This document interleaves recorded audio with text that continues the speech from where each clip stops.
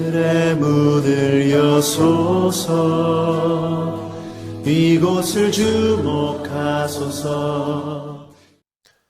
성도 여러분 안녕하십니까? 또 새로운 한 주간이 시작되어졌습니다. 이번 주간은 8월이 마무리되어지고 9월이 시작되어지는 그런 주간입니다. 또 우리가 완전히 가을로 넘어가는 이러한 시기에 다시 한번 우리 하나님께 집중하는 그러한 날들이 되어지기를 바랍니다. 월요일 가정 예배를 시작하겠습니다. 다 같이 찬양합니다.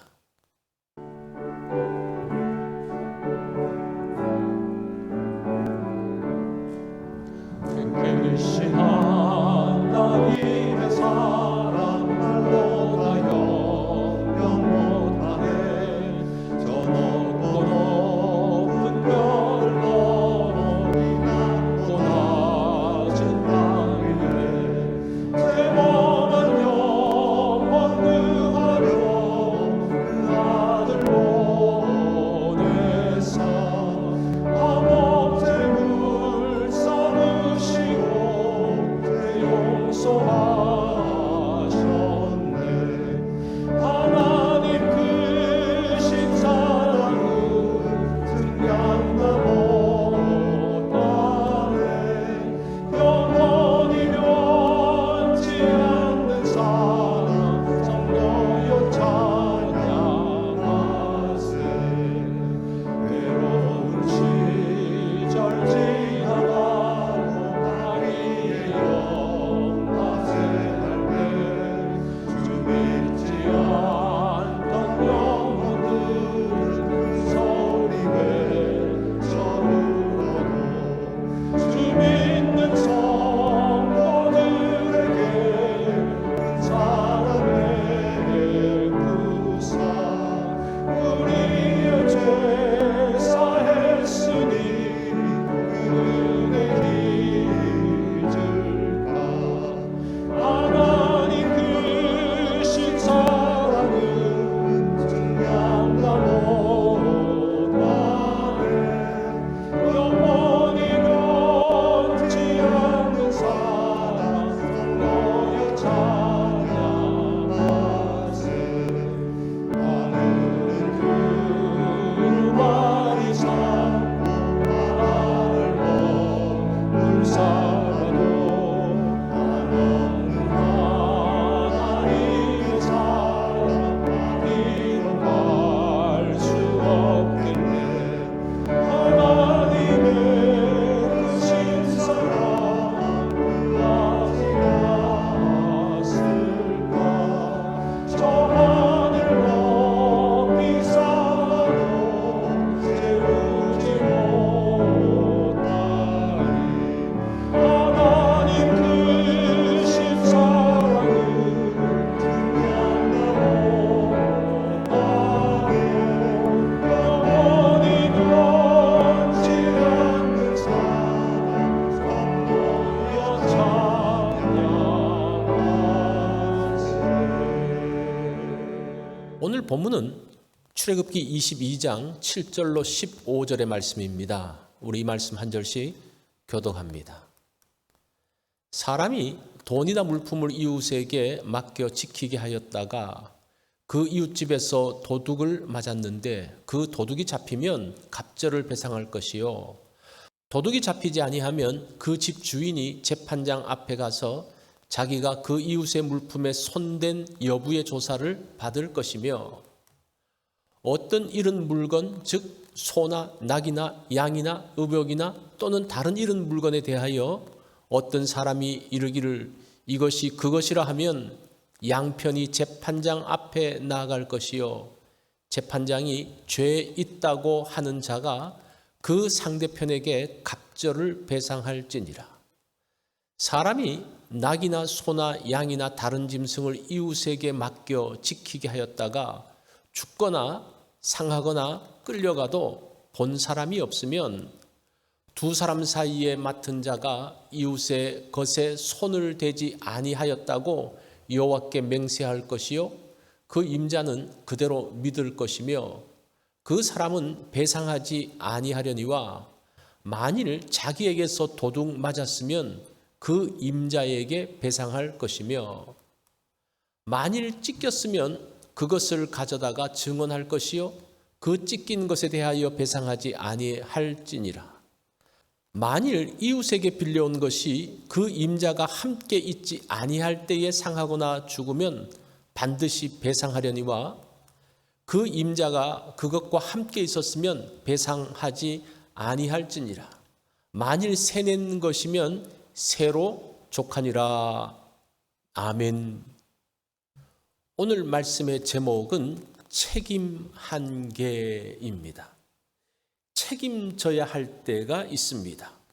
어디까지 책임을 져야 할까요? 양편에서 책임에 대해서 다른 생각을 갖고 있기에 갈등이 생깁니다.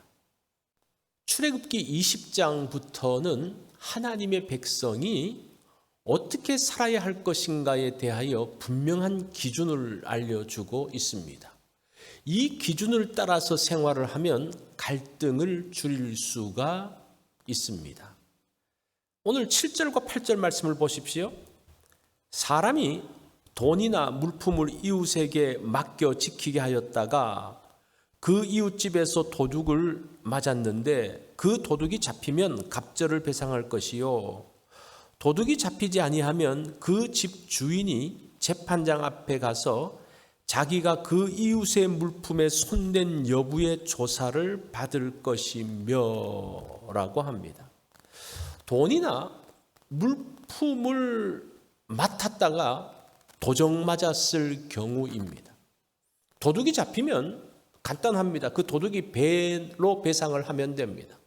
문제는 도둑이 잡히지 않았을 때입니다. 그러면 그 물건을 맡은 사람이 재판장에게 가서 조사를 받습니다.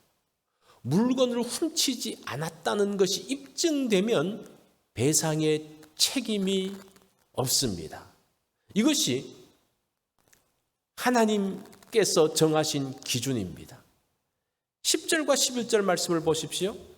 사람이 낙이나 소나 양이나 다른 짐승을 이웃에게 맡겨 지키게 하였다가 죽거나 상하거나 끌려가도 본 사람이 없으면 맡은 자가 이웃의 것에 손대지 아니하였다고 여호와께 맹세할 것이요 그 임자는 그대로 믿을 것이며 그 사람은 배상하지 아니하려니와 라고 합니다. 짐승을 맡아서 돌보다가 소나 양이 죽거나 상하거나 없어졌습니다. 이때 누구에게 책임이 있습니까? 맡아 기른 사람이 짐승을 훔치지 않았으면 배상의 책임이 없다고 합니다. 그러나 자신이 손대지 않았음에 대한 증거를 대야 합니다. 들에서 짐승을 돌볼 때에 목격자가 없어서 증거를 댈 수 없을 때는 여호와 앞에서 맹세하면 그것으로 결백한 것을 받아줍니다. 그러면서 맡아서 돌보던 사람은 배상할 책임을 면하게 됩니다. 14절과 15절 말씀을 보면 만일 이웃에게 빌려온 것이 그 임자가 함께 있지 아니할 때에 상하거나 죽으면 반드시 배상하려니와 그 임자가 그것과 함께 있었으면 배상하지 아니할지니라. 만일 세낸 것이면 새로 족하니라고 합니다. 새를 주고 짐승을 빌려와서 이제 사용을 합니다. 주인이 같이 있을 때에 그 짐승이 죽거나 상했으면 배상 책임이 없습니다. 새를 내어서 사용할 때에 문제가 생겨도 새만 내면 배상은 끝납니다. 이것이 하나님 백성들의 책임 한계입니다. 자, 여기서 보면 하나님의 판결은 주인보다는 빌린 사람에게 유리하게 지금 법이 만들어져 있습니다. 오늘날은 빌렸으면 원상복귀가 원칙입니다. 빌린 그대로 갖다 줘야 됩니다. 빌려갔든지 내가 관리하고 있든지 간에 그것을 원상대로 돌려줘야 하는 거죠. 그런데 하나님께서는 도둑질만 안 했다면 관리자에게 책임이 없다라고 말씀합니다. 하나님께서 왜 이런 판결을 내리실까요? 하나님은 물건 빌린 자를 보호해 주십니다. 남의 물건을 빌린 사람이 가난한 사람이고 약자이기 때문입니다. 이들이 잃어버린 것에 대해서 책임을 진다면 이 사람들은 파산하게 됩니다. 하나님은 열심히 일하는 사람들을 보호하십니다. 정직하게 열심히 일하면 하나님께서 지켜주시겠다는 겁니다. 주인들도 하나님의 마음을 알고 이런 약자들, 가난한 자들에게 자비를 베풀라고 말씀하고 있는 겁니다. 하나님은 소유와 책임 한계에 대해서 정의를 새롭게 하십니다. 내 소유는 내 것이 아니라 하나님께서 나에게 주신 것이라는 그러한 개념입니다. 그래서 하나님께서 그 책임 한계에 대해서 정하시는 거죠. 하나님께서 우리에게 주신 것은 자신이 책임지고 관리해야 합니다. 그런데 내가 너무 많아서 감당할 수 없어서 다른 사람에게 맡겼다면 그 결과에 대해서도 자신이 책임지라는 겁니다. 남에게 맡겨놓고 그 이상의 결과를 바라거나 그 손해를 관리하는 사람에게 넘기는 것은 하나님의 뜻이 아니라는 겁니다. 이것은 오늘날 제도와는 완전히 다릅니다. 소수의 가진 자들이 기득권을 지키기 위해서 약자들에게 책임을 떠넘기는 것이 오늘날의 모습입니다. 이것은 하나님의 방식이 아니라고 하죠. 하나님은 가진 자가 약한 자들을 배려하실 것에 대해서 말씀하고 있습니다. 하나님 나라에서는 하나님의 뜻이 시행되어져야 합니다. 그럴 때에 하나님의 백성은 안심하고 편안하게 살 수 있습니다. 약한 사람을 배려할 때에 공동체는 안전하고 건강해집니다. 오늘 우리가 이 말씀을 통해서 배려하시는 하나님의 모습, 그런 하나님의 마음을 아는 그러한 날이 되어지기를 바랍니다. 오늘 말씀의 적용입니다. 약한 자를 배려하는 곳이 건강한 공동체입니다. 약한 자에 대한 배려가 하나님의 뜻이죠. 내가 만나는 약한 사람은 누구인가요? 오늘 그를 배려하는 일을 해보면 좋겠습니다. 월요일 기도 제목입니다. 가정과 자녀들을 위해서 기도하는 날입니다. 목회자를 위해서 기도해 주십시오. 교회 리더들을 위해서 기도해 주시기 바랍니다. 오늘도 성경 읽기 있는 것 기억해 주십시오.